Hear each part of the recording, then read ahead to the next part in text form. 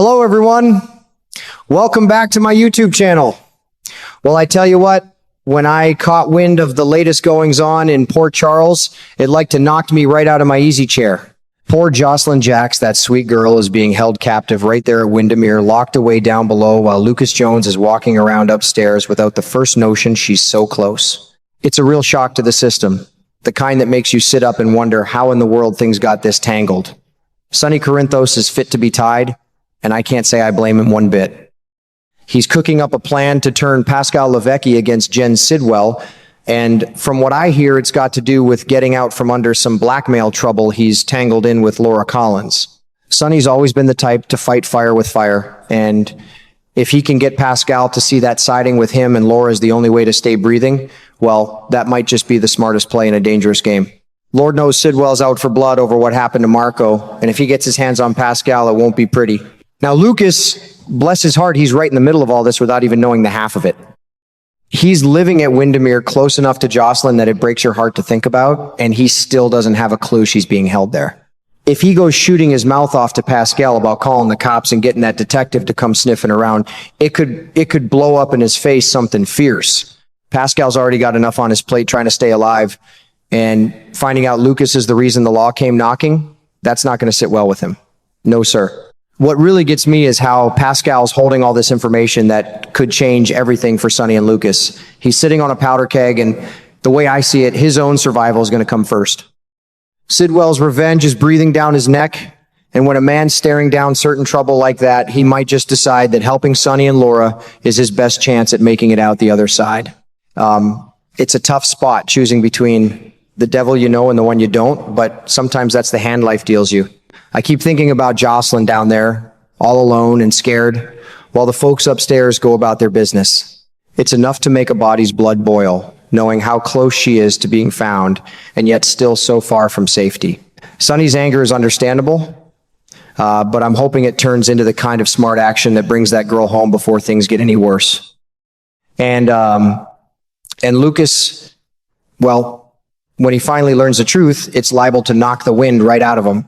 These are the moments that remind you how fast life can turn in Port Charles, and how much these folks mean to each other, whether they know it or not. Pascal's sitting in one of the tightest spots I've seen in a long while, and it's the kind of trouble that makes you want to reach right through the screen and give the man a good shake. He knows good and well he can't just stroll back into Windermere without ending up dead on Sidwell's floor, and that's a fear that would keep anybody up at night.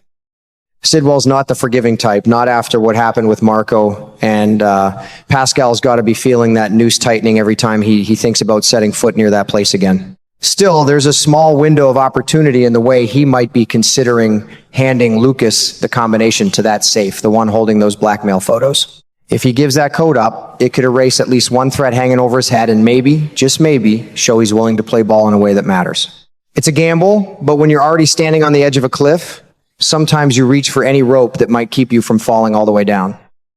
What keeps circling in my mind is how Pascal might finally be realizing that keeping quiet about Jocelyn is no longer the safe play it once seemed.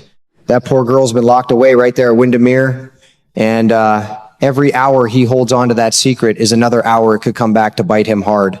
If word about her being held captive leaks out through somebody else first, Pascal's got every reason to believe Sonny will deal with him the same way Sidwell dealt with Marco. Sonny doesn't suffer fools or liars when it comes to the people he cares about, and Jocelyn, being Carly's own daughter, makes this cut deeper than most.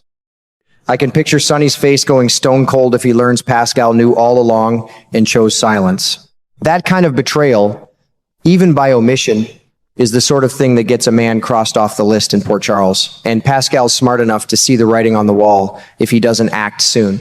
I've followed Sonny long enough to know he's got a particular way of handling things when somebody close to him is in danger. He's the kind of fellow who'll move mountains for his family, and even though Jocelyn's tied to him through Carly's old marriage, that connection still runs strong. If Pascal truly wants to make Sonny his new boss and secure some kind of protection, he's going to have to prove it in a way that leaves no room for doubt. Just sliding a safe code across the table might buy a little goodwill, but it won't be enough if he's still hiding the biggest piece of the puzzle. Coming clean about Jocelyn being held on Spoon Island could be the move that shows real loyalty, the kind Sonny might actually respect.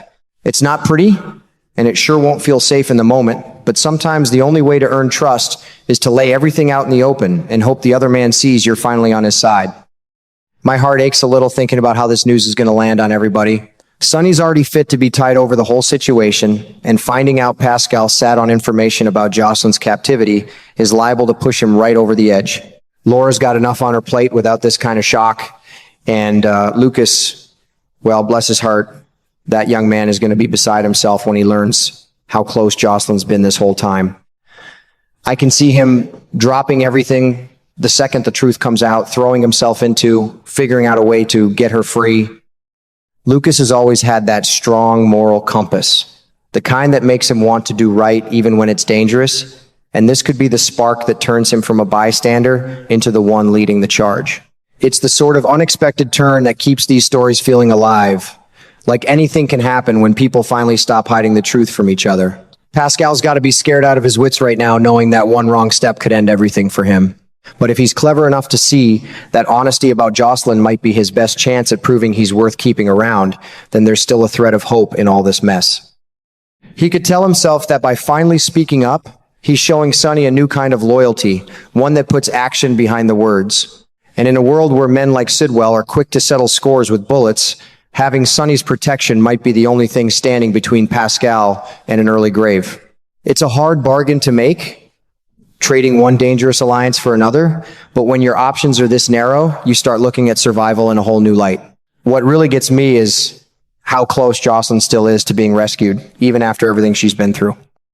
She's been down there in that place, waiting and wondering if anybody's coming for her, and now the truth is sitting right on the edge of coming out. If Pascal does the right thing and tells what he knows, it could light a fire under Lucas faster than anything else. That young man's got heart, and once he understands the full picture, I don't see him wasting a single minute before trying to bring her home. It's the kind of development that reminds you why we keep watching these folks year after year. They stumble, they keep secrets, they make mistakes that could cost them everything, but every so often somebody finds the courage to do the hard thing, and that's when the story really starts to turn. I keep coming back to how fragile all of this feels. One man holding the key to another man's survival, another man holding the key to a young woman's freedom, and all of them tied together by secrets and fear and the hope that maybe, just maybe, doing the right thing won't get you killed. Pascal's at a crossroads that could decide whether he lives to see another day or ends up like so many others who crossed the wrong people in Port Charles. If he chooses to come clean about Jocelyn, it might just be the move that saves his own skin while giving Lucas the push he needs to act. And if he stays silent, well, I don't like to think about how fast that could go south for everybody involved. I'll be right here watching to see how it all shakes out, and I hope you'll be tuning in too. These stories have a way of pulling you in deeper with every new revelation, and I've got a strong feeling the next chapters are going to be ones we'll be talking about for a good long while.